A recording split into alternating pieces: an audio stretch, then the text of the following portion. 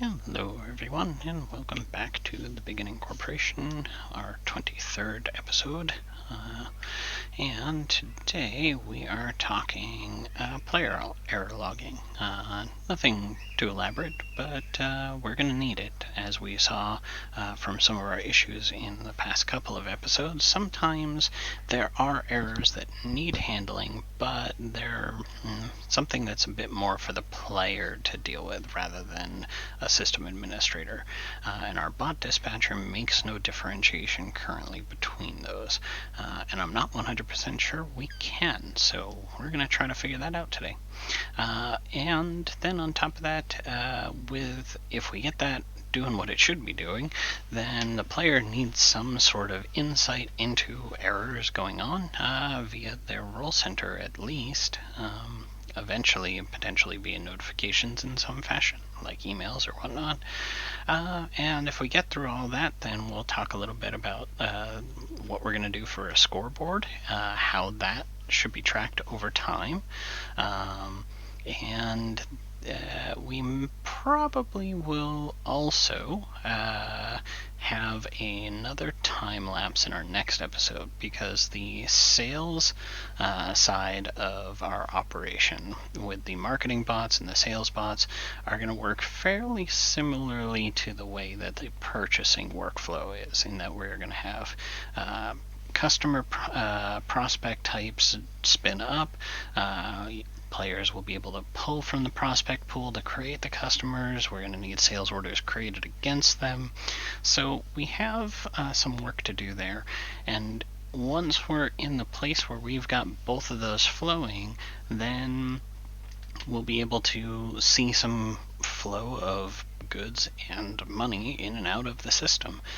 So next week, I think, will be our focus of actually having this start to feel a little bit more like an actual game of some ilk. There'll be something going on under the hood. So a little bit exciting there. For those of you who do watch the live stream, today being Thursday, August 13th, I am not going to be streaming on Friday. There is a community event at the same time. So something to be aware of. Okay, so let's dive in today talking error logging. Thank you. Turned my back for a few minutes and it logged us out. That's fine. Okay, so we have a situation in our error handling where, if we go look at our bot error log, we had all of these issues pop up where there was a capacity error being thrown that we know that that's a player issue. This isn't anything the system should be worried about. So what do we do with that? The problem we have, if we look, episode 22 changes.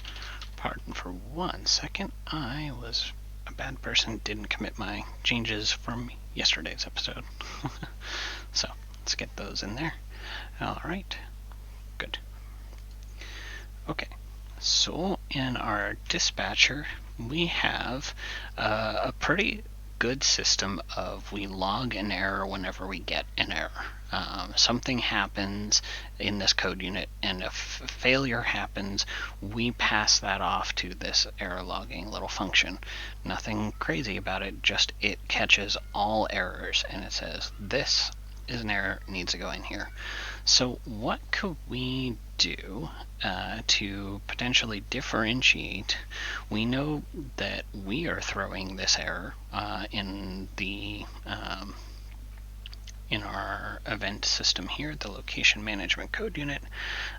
Here, when we are doing on after test purchase line. So during the posting process of the purchase, we are currently throwing an error and just letting the system deal with the rollback of that. That's valuable, but also a problem. What did I just do to that? Okay. So anyways, So I'm thinking that we need to have a new handler that we can properly catch errors, but we get into a tricky challenge here, and these are the sort of challenges that are really tough for designers like us to work through. We can throw an error message, and that'll automatically roll back this transaction. It'll stop everything in connection to it and do all sorts of wonderful things. But that does mean that if we write to an error logging table, that error message in the logging table also gets rolled back, and there's nothing we can do about it. The only thing that we can do about it is like we've done here, where we've done a safety catch wrapper around it. And that is one of the reasons in a much earlier episode, between instance calls, I have to have committed. Any write transactions have to be completely done so that the engine safely knows to be able to roll back those changes. Well, that means that we have to be able to throw the error and catch it here in some fashion or another. And I'm not sure we can differentiate errors that are going to be of a type that will be for the player versus a system administrator. The only thing we're getting is get last error text. I don't think there's anything else we can get about that. So if we head off to our get last error text, we'll see that there are some interesting options here. What do we get for...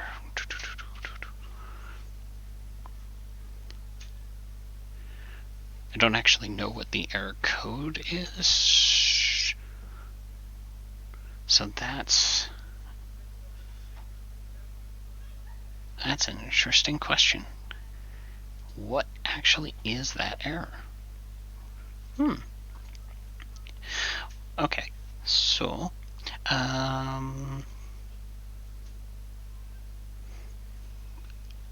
personally don't know, so let's find out. Let's do a really simple test here. When we don't know what something does, one of the easiest things you can do is do a test drive of it. So in our error log here, we're going to test throw an error down here in the bottom of the error log list. We're going to add just a nice little test button up here, because I don't actually know what the get last error code versus get last error text does in differentiation against each other when we're throwing an error inside of the system. I can guesstimate a couple of things, but let's see what it really is. Area processing, and we're going to do an action, and we'll call it test error. Sure. So, once upon a time when we didn't have the debugger that Visual Studio Code gives to us, a lot of times the only way we could debug statements to get the value at runtime was to honestly throw an error message right in that chunk of code with the values. So like for example here where we're popping this little message, location blah blah blah blah blah, this might have been the only way to debug something, was to throw error or message type statements in there. Real progress that we have the debugger we have today, to be honest. So let's test an error condition. Now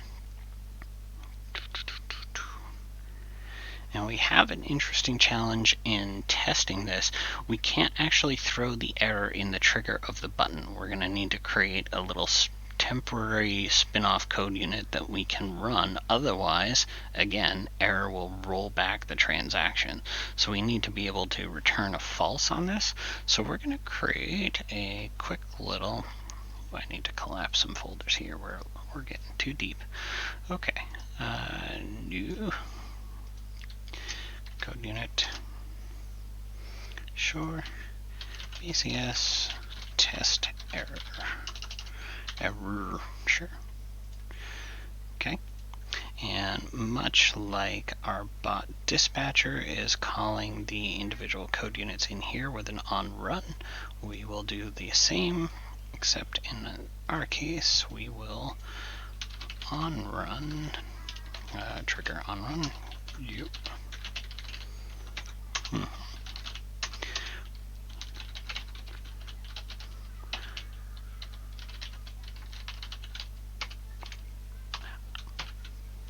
That's all we're going to do is just throw an error text.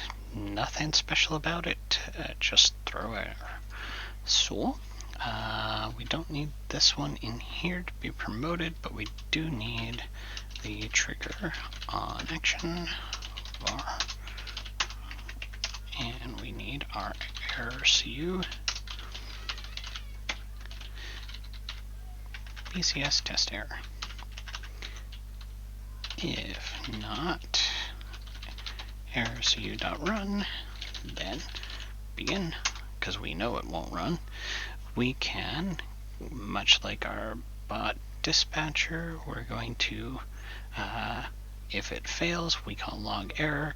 So we're going to steal this little chunk of code in here, the bot error log.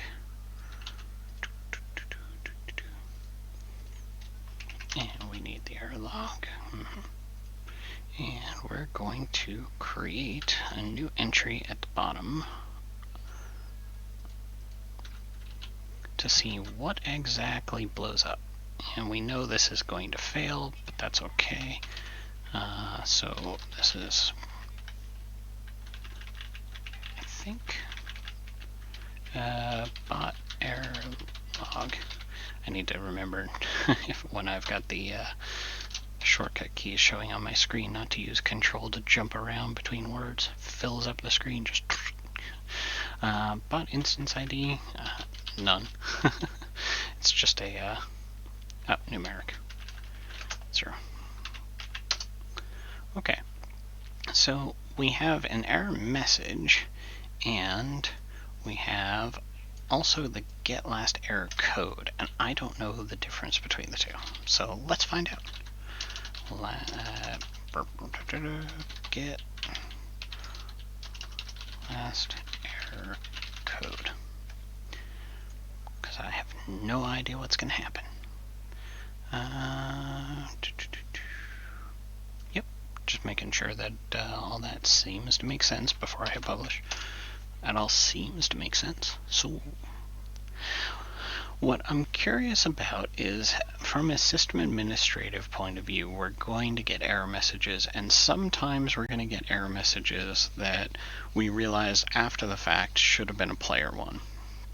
So I'm thinking about providing some way for a system administrator to identify an error type and say, from now on, bump that over to the player, please. It would be neat if we had some option. Test error. Whip. Well, that's a little funky. Dialog. Get last error code from throwing the error. Just gives us dialog.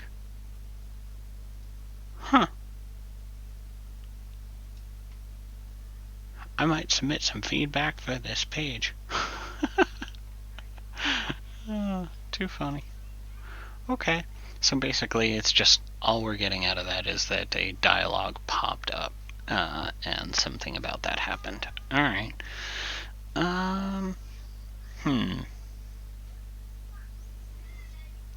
So we run into the interesting challenge of, we do need to store the error message that is thrown, and that is the only thing that we can pass when we throw an error message, is just the text. There isn't like an error object that we can append info onto. So that kind of puts us into a challenging situation here, that we now have no way to differentiate between errors that are systemic versus player problems. And so how can we fix this? We're going to have to be clever. The problems that we've got so far popping up in the error logs are ones that we've introduced. I mean, this is a capacity message. Let me fill that on the screen. This is a capacity error message, and that one's going to vary significantly because it's by code and it's got different amounts. So we can't just do a match. We would have to do like a crazy regex to see if it matches the pattern. I don't much like that. So what I'm thinking then is we can take a different approach in our error handling, and we know that the errors we throw ourselves are ones that are likely to be ones that players should fix, and errors that we don't throw, that the system is throwing because of missing setup or things like that, like we saw above, inventory count must have value. Those are things players can't fix. So the only scenario it could be a player-based error is when we throw it. So that suggests to us that we can control a little better how to handle that. And we're going to do that in a clunky sort of way, because we don't have error objects. We can't dynamically add like a boolean or an enum onto this error object. There's nothing we can do about it. So since all we got to work with is text, well, then that's all we got to work with. We also have a little bit of info. We can clear out this action, so let's clear out this action. For now, we don't even need the actions section, so we'll get rid of that entirely. So we know that the only error we've thrown that the player should care about so far is this one. I think the way we can fix this up is, instead of a test error code unit, we can create a new error handler, which, if we're sticking with the naming schema, we'll call that error management. And we are going to instead, there are a couple different ways we can do this. I'm thinking what we will do is, right now in this location management, we call the error function. It's built in. So we either have to throw an error event and then catch it and then error out inside of our event listener, or we directly call a function on the error management, which then throws the error.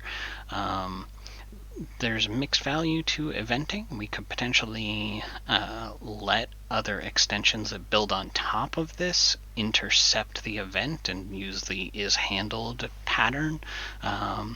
So I like that. I think it's more extensible, so let's do it. We're going to make it possible to throw an event and also intercept it. So that way, maybe there's special cases that you want to do something a little different. Alright, well then we're going to, on this, create a... can we publish and subscribe to the same event in the same code unit? I don't know. I've never tried to stuff the same event publisher and the event subscriber inside the same code unit. Okay, throw player error is going to be our error message. And we are going to have an event publisher, t-event publisher. I forget the difference between the business and integration. One of them is promising it's semantic. It's more of a like, do you promise not to change it? And I don't remember what the difference is. On throw player error. Sure. And then we want to do a var error message. And again, if I make events, I always make the darn thing a var. That drives me bonkers. There are so many built-in system events that they are not that, which means that you can't change it and pass it back. Jeez. Let's see, what's it? Run trigger. That boolean. Okay, and I don't know that we can subscribe to it in the same. I mean, this is sort of a bananas way to do this, but you know, it makes sense from the perspective of we're exposing the error message handling to third-party interception. So I guess it makes sense.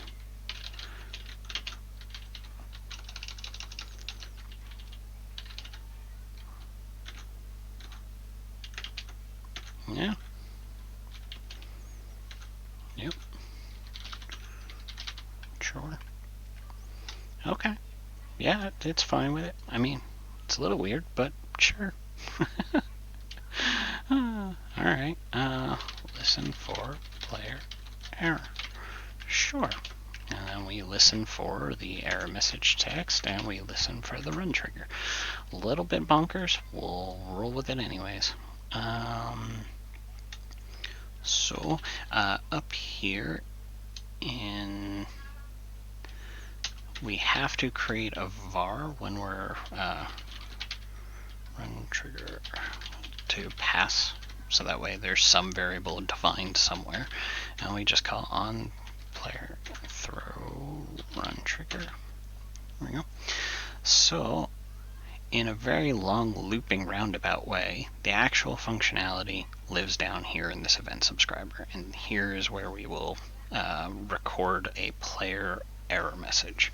So right now we don't have any differentiation in this error log table between system errors, blah blah blah. For extensibility's sake, I'm going to create a new enum that is entry type, and we will make the default value a system value, and then anything else for now we'll probably only need player error. I think that'll be sufficient for now. So we will put that up in, not really sure, so let's just create it in root for now. BCS error type dot l enum dot l. Yeah.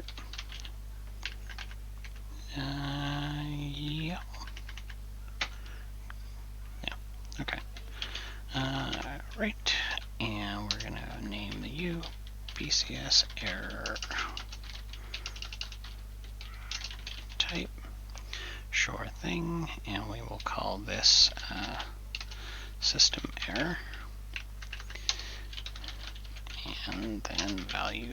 Now, I have said before, I almost always like to leave 0 as blank, but in this case, we already have entries. We're going to make it so that error handling as a whole is just watching for system errors, and then we have to choose to do player errors as an extensible thing.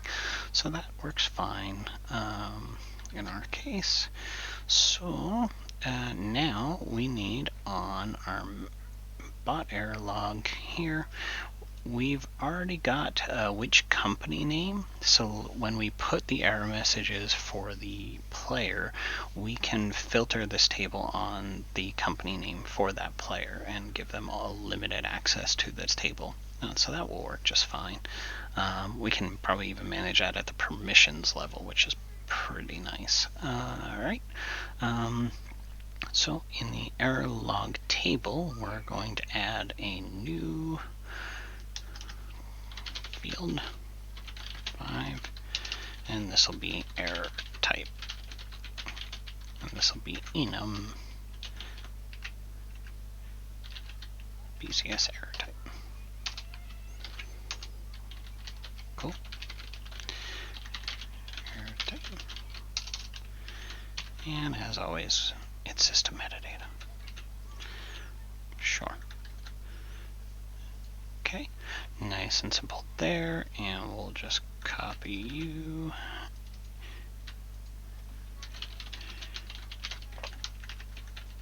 And entry type. There we go. Now we've got space for that to live, and it's error type, isn't it? Whenever I do silly mistakes like that, I'm always assuming that someone is watching going, doot. Okay, so now we've got our error log, and the nice thing here is that we don't have to update this code at all because the assumption is that it's a system error. So that's fine. And here in our event, if not run triggered, then exit. Always let eventing bail out. And now we have an interesting challenge that this is the bot error log, not just a generic error log. So, okay. So we're going to throw a bot error, throw player bot error, and we're just basically updating the event to be more specific in case we ever have a generic error log. But since bots are the only ones who are supposed to be taking actions, it's probably fine. And that means that we need to pass the bot that has thrown the error into this function. So back to our dispatcher, be nice and easy to copy this here. So in our error management, we want to pass the error message in. We want to pass the bot instance all the way down the chain, and we will do the same here. And there we go. Now we're fine down in here. Now, when we are listening for the player bot error, we also now know to set the bot error log dot error type to the bot error log dot type player error. Now, there we go. So that's nice and easy. And now, with all of that craziness in place, but now incredibly extensible, with all that in place, now we know here in our bot dispatcher, we no longer want to have this log error do this insert. We want it to just pass that bot instance along to our error management code unit to throw the bot error. So nice and easy there. BCS error management code unit. And we don't need any of this code anymore. Throw bot error, bot instance, and get last error text. Oh, hey, look at that. Last error object, last error call stack. Huh. I mean, admittedly, last error object is probably going to give us some pretty funky, like, you know, it's this code unit ID, and the call stack would probably be very difficult to parse. So we do have a few more functions I probably could have used. But I think this way will work really well because now we've made it extensible and eventable and overrideable and all of those wonderful things. So, good. Okay, so now we should be able to have our inventory basic bots trip again. And I suspect I probably confused the job queue. Yeah, because right now we're having a grand old time with publish, not seeing the objects yet. Are you done?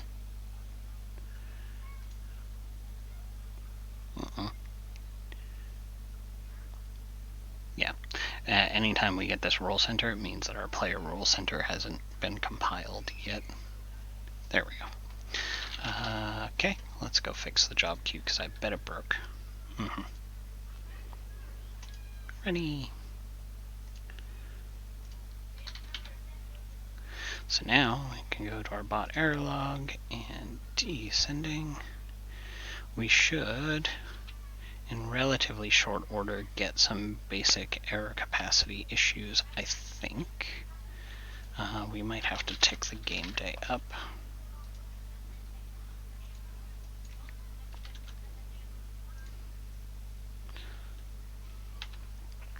We may also, while we're waiting on that for 1 second, let's go into our enums. I didn't set any captions on these, which was a no-no. This is in an error log. The word error is implied. We don't need to really differentiate. So there you go. Just system and player will be sufficient in the error type list. So I guess my question is what are our bots doing? I don't actually know. Okay.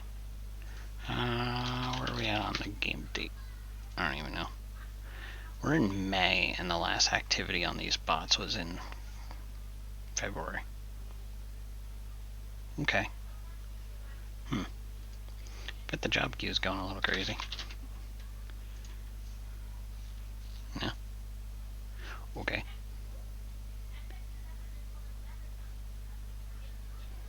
That was the previous error message, so that makes sense.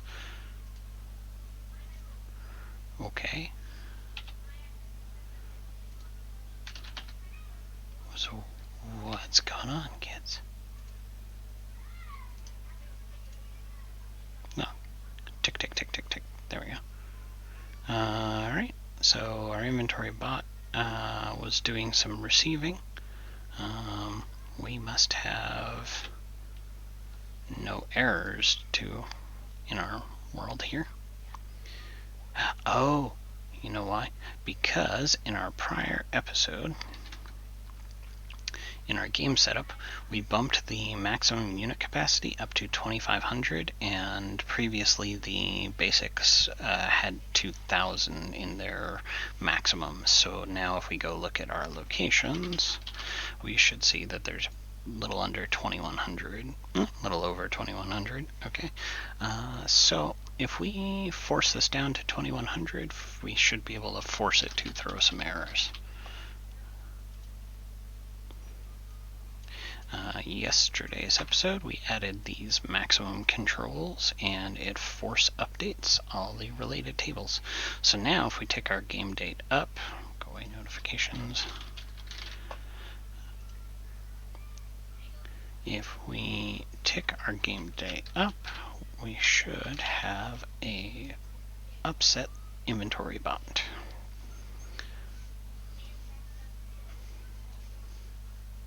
Cool. Alright, and we go to our bot error log, and we should, within a moment or so, start seeing some errors coming through into this space, I think. Alright, cool. Let's see, so that should be where we need to go. Alright. I'm thinking about some of the different odds and ends that we are going to need, because I switched over to the player role center, and this is, well, kind of sad. Honestly, I would think that we would want to have some more useful info here, and some of it we've got to work with already. So there's no reason we couldn't start to do things. Like, for example, I would want a headline, one of the spiffy little things, with my current wealth, or maybe like a wide layout queue group with my current wealth. Yeah, probably more like that, a wide layout with wealth.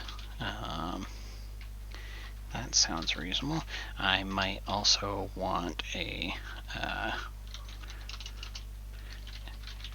warnings queue type stack, I would probably want a locations list part with each location in stock and bots, something like that. Just thinking about it while we're waiting on our error log here. So no errors whatsoever. Ooh. Well, we should have errors.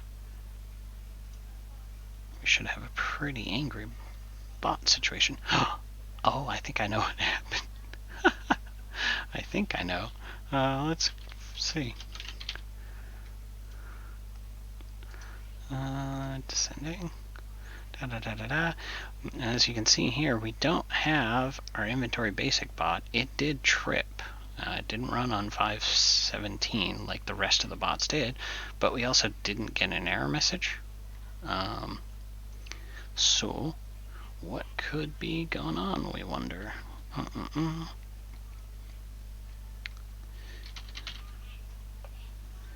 I'm thinking that some funky things are going on vis-a-vis commitments and the eventing system, because I haven't played a whole lot with that, and I bet you that's part of our trouble. Okay, so we've got this getting inserted. Oh, no, I made the rookie mistake again. I speed built an event. And what is the scenario under which we don't log an event? If something says that run trigger is false. When, anywhere, did I ever flag run trigger to be true? I didn't. So it'll never log the error.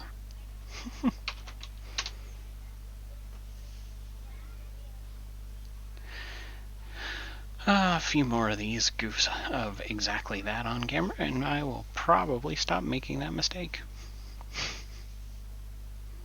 I hope it makes everyone watching feel a little bit better about their own silly quirks. Alright, so now, yes, player activities has changed. We know. So, we take this on up to 19.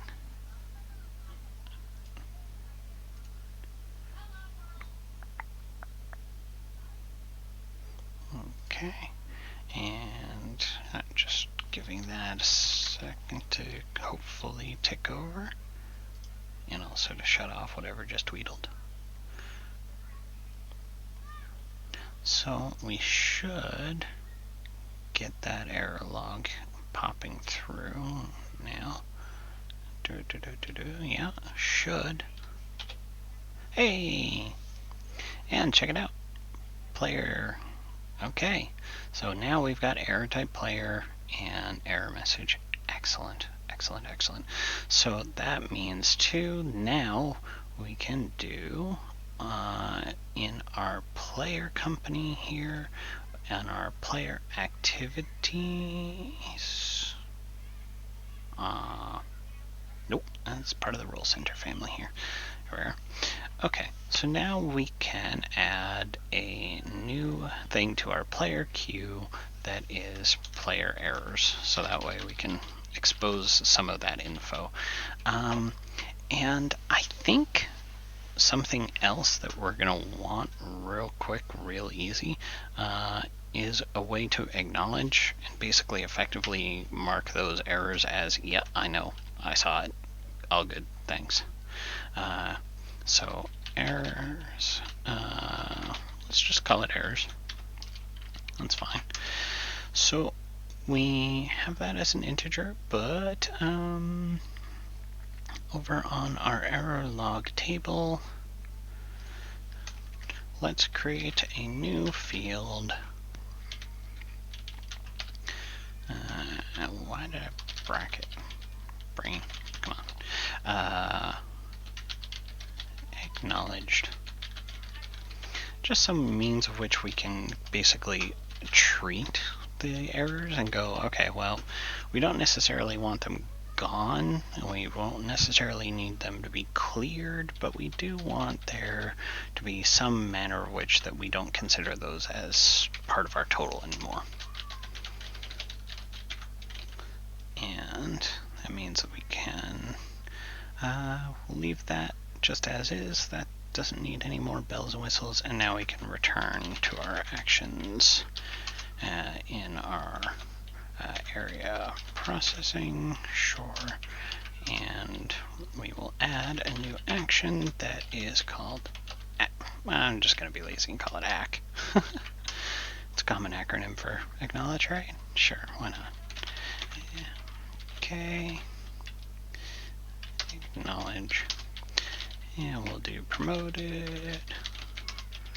Promoted category is process. Promoted only is true, and our image equals approve. Approve. Yeah. Nice little checkbox for us.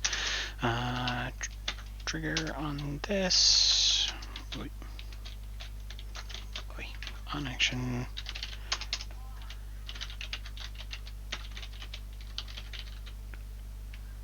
Alright, we will set acknowledged equals true and rect.modify true.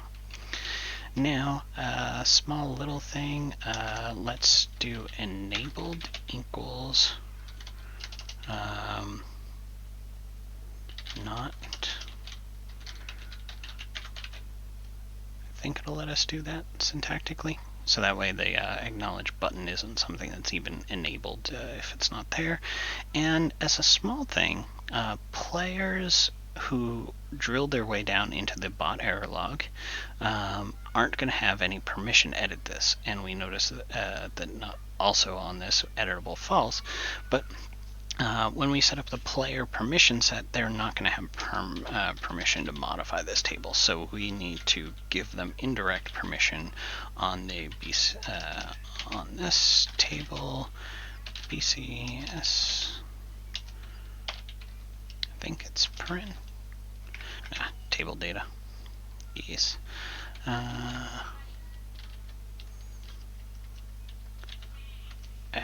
Now I'm sitting here going, wait, what's the...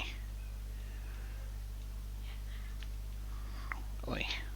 I thought it was just as straightforward as, oh, you know what it might be? BCS bot error log. I thought it was syntactically like that. I think that I'm just not getting autocomplete. It's not complaining about that, but I'm not sure I've got that right. So if you're not sure, check your docs. Your docs are your friend. So permission property, and you can apply this to almost all the objects in the system. Almost.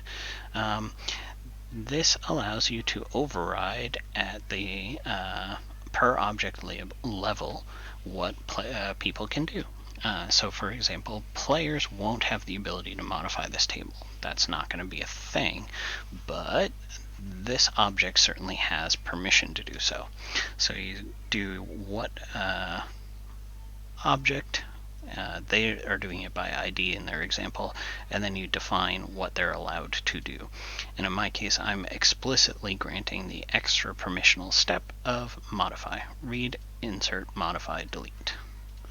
So thinking about that in the long-term sort of way, I'm doing that here in the ability to acknowledge this. We should also assume that that's going to be an issue here at the code unit level that is generating the errors. Players aren't going to have the ability to insert. So let's do insert and modify allowed on the error management code unit. Cool. We have probably about 3 or 4 other places already where we should have some extra permissions being put in there, but let's just go with that for now. So, cool. So now players can acknowledge that, or system administrators can acknowledge that there are issues and they're fine with what's there. So back on our table queue, now we can do a field class flow field. And let's real quick save all. Now we can do a count of the BCS bot error log where the error type equals const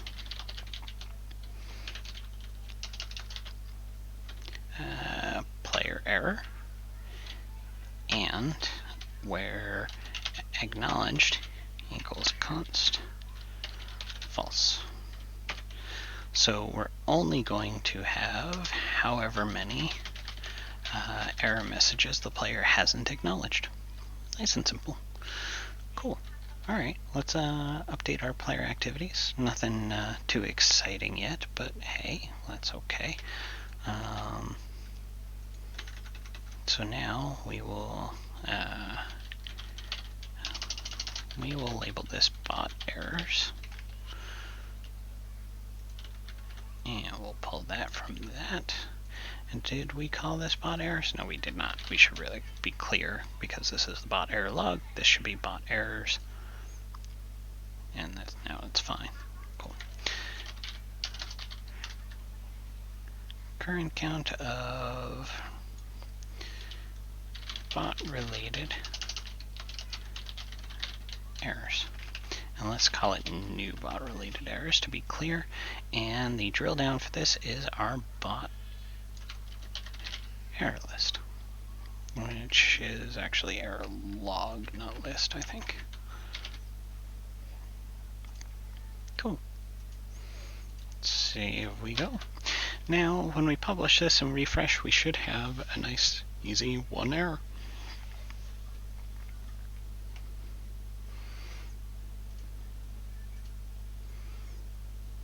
Yep. Errors everywhere.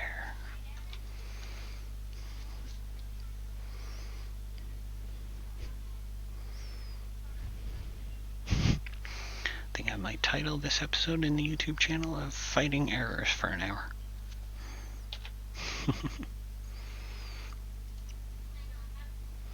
And there we go. Bot errors 2. Excellent. So the game has ticked over since our last error. Alright. And the identifier rec acknowledged cannot be found. Well, that's exciting. What do you mean? What did I goof up really sillily? If we look at the error log page,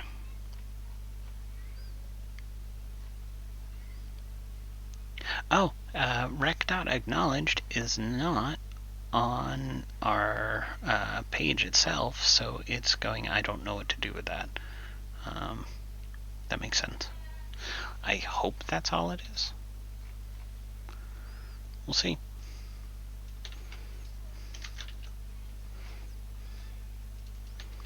Because technically it's not on the page. Maybe it's not considering it part of the data group. I'm hoping I don't have to set a Boolean variable separate. Because it'd be silly to take a Boolean and on after get record, assign that to another Boolean and then tie that to a Boolean property. I just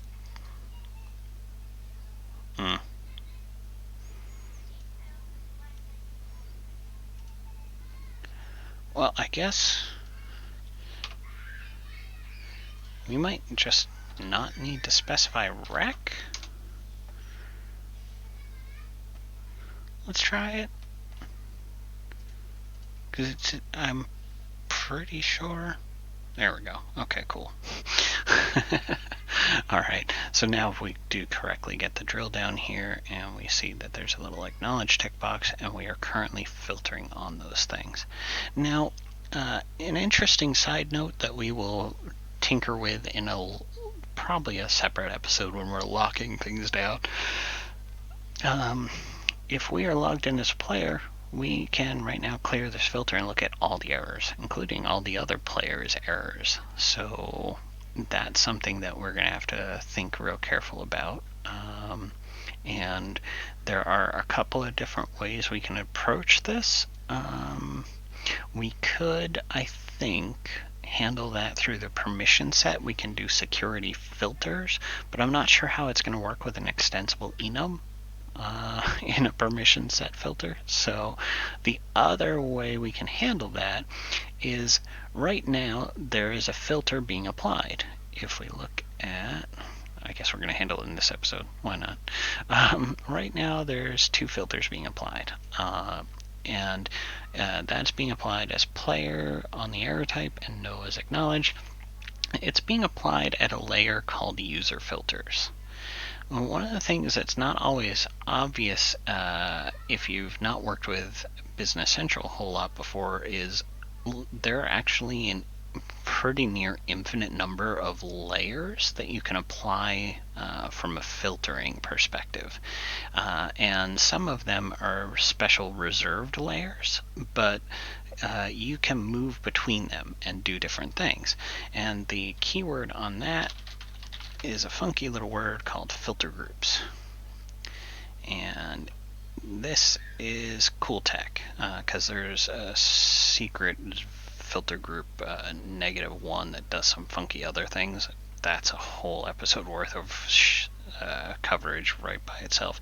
So whenever you're working with filters like you do set range on a variable, it assumes that you're doing a filter group of 0. And when we do drill downs like this, we ran the page, it assumed that we wanted it to be 0.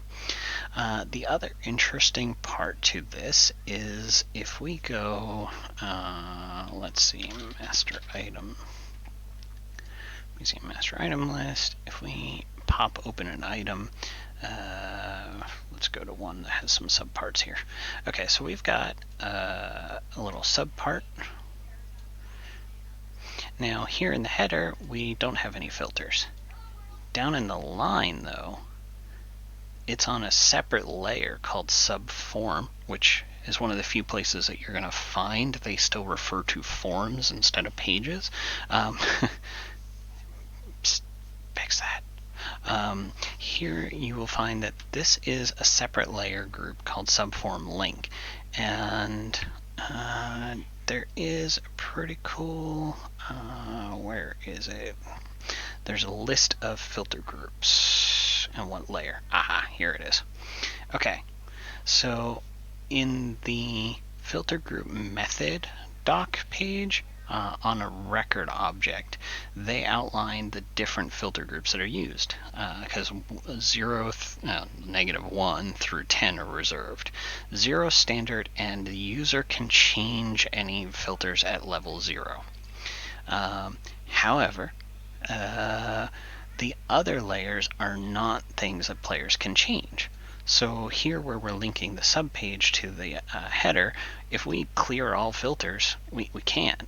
That's a hard-coded, non-modifiable by the user.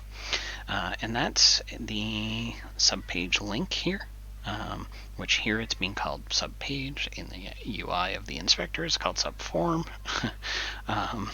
And these are used in a variety of different places.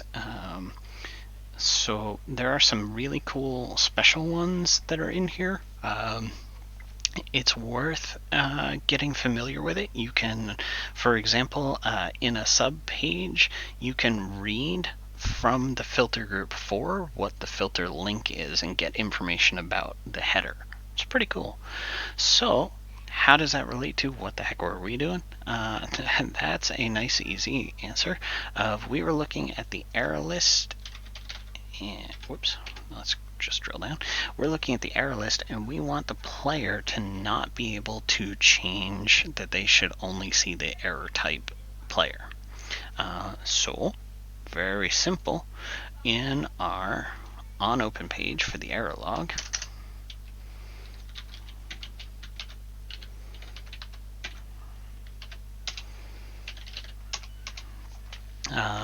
we're going to want to check if the person is an admin or not, which I think we had a player management code unit function for that.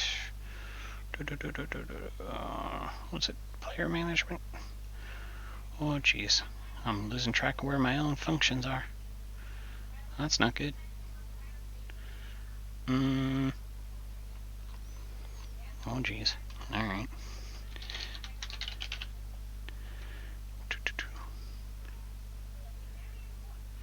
I called the function set is admin to return is admin. That's slightly confusing lingo. Set is usually to change something.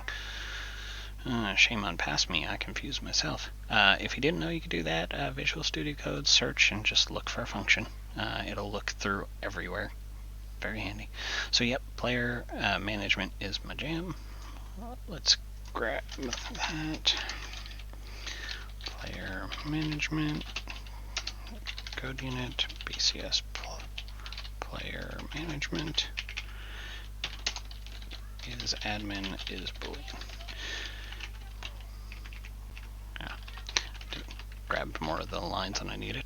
Okay, so is admin blah blah blah blah blah. We potentially want to do some other things later, so that I figured I'd just bring it back as a boolean. It's technically unnecessary at the moment.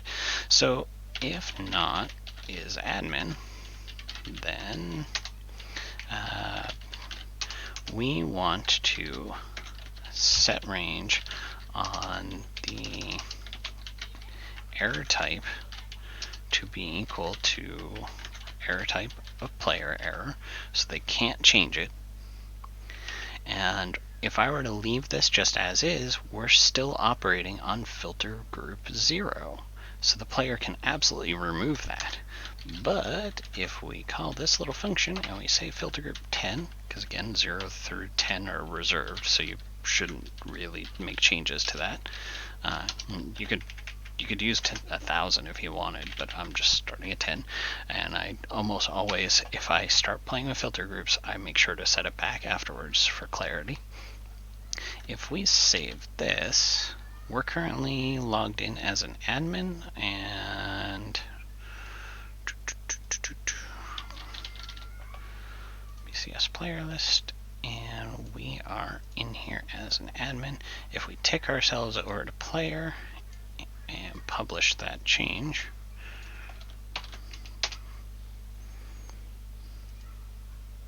there's not a lot of places that is controlled by that player versus admin setting just yet, and I just didn't feel like logging in as a test user. So come along, and there's our default rule center, blah blah blah. Now it still put the little filter icon on there, you saw, but even though I cleared that filter, I only see the player error types. And if I look at the inspect on this, at the 10 layer, the filter group 10 layer here, we're filtering on the error type of player. So even though the person using the system can see those what used to be invisible filters, they can't do anything about it. There is nothing you can possibly do to strip, as a user, strip this error layer, this error type filter off, and there's nothing. So that's pretty cool. All right, let's test. Let the acknowledge works, and poof, it acknowledged it. And now we've only got that. And if we clear our filter on the acknowledged, we can see that ticked over to acknowledged. Great. Okay, so now we have a nice, gentler system that we can notify players of problems that they need to potentially look at and fix instead of a system administrator. And we've done it in a way that's very, very extensible. It's interceptable, it's eventable, we can do some triggers on it, all sorts of fun stuff. If we built events off of that error handler here and did things like, I don't know, sent emails, accesses to external systems obviously can't be rolled back. So you can send emails even though it's a rollback. So we could potentially have, little heads up things. We're going to be very, very careful about an email engine when we do move forward with this, because, for example, that error right here, that the capacity of that location is full. Well, imagine if you had 20 different locations, a bot in each location, 15 of them fill up at 9 o'clock at night, and you usually play during the business day, you're going to wake up to about 400 or 500 emails in your inbox. So we're going to be real careful when we do start playing with email to not do that, both in settings and how we do some summary stuff. So, okay. Cool. Well, that's good. We've done a little bit of tweaking to the role center. There's some other odds and ends that we obviously did not get to yet. We're just kind of at an hour, so I'm probably going to wrap up where we are now. And as I mentioned earlier, just to recap, next episode is going to be on Monday. There will not be a stream tomorrow. That is August 14th. There will not be a stream. It will resume on the 17th. And I will be coming back with a time lapse of having built similar functionality from the purchasing side, where we have the prospects of the vendor type. Our prospects here. We've got lots of vendors being created. We're going to have a similar chunk of code doing all of the customer side. The difference is it will be the first bot that I am building a little bit off camera. You'll see it in the time lapse, in that the marketing bots do the sales fishing for vendors instead of just a generic sales bot. We are going to potentially look at different ways we can expand the marketing bot usage, but one of their purposes will be for looking for new customers. So I will do some of those bits off camera, do another little few minute time lapse at the beginning of our next episode. And I'm also going to check over some of my chart of account settings between now and then. I don't think I have my inventory set up correctly because we have received 200,000 worth of materials. That should be reflected in our assets here in the location. So I clearly was going too quick and set up some of my GL accounts a little wrong. And that's going to be very important because hopefully very soon we can start to calculate our wealth, and that'll be exciting. Yeah, that's interesting. Sorry, I'm just looking at the totaling here of those two accounts, and yet we're getting 0. Huh. Weird. So yeah, I'm going to play a little bit with the JL account because that's going to factor into our next up section, where we're going to start to have a scoreboard and we can start bouncing between two companies and seeing if we can try some different strategies between the two companies running in the background while we continue to scaffold out a little bit more. And probably soon we're going to need to look over at seasons and tracking some of the data across game dates. This has been ticking along for 6 years worth of transactional data since we started the stream, so that's exciting. Gives an interesting idea of the tempo that we'll be going. So I think with the 15 minutes per game day, we will have seasons of a couple months, and that will drive us with about 15 years worth of data. That's kind of fun. So, all right. Well, thank you for sticking around, everybody. We spent a lot of time on errors and eventing and all that sort of fun things, but hopefully there were some useful bits you learned about filter groups today, and the normal flow of development where you can easily get lost if you don't roadmap yourself. So, I appreciate you all sticking around, and thank you for watching. And see you after the weekend. Take care, everyone.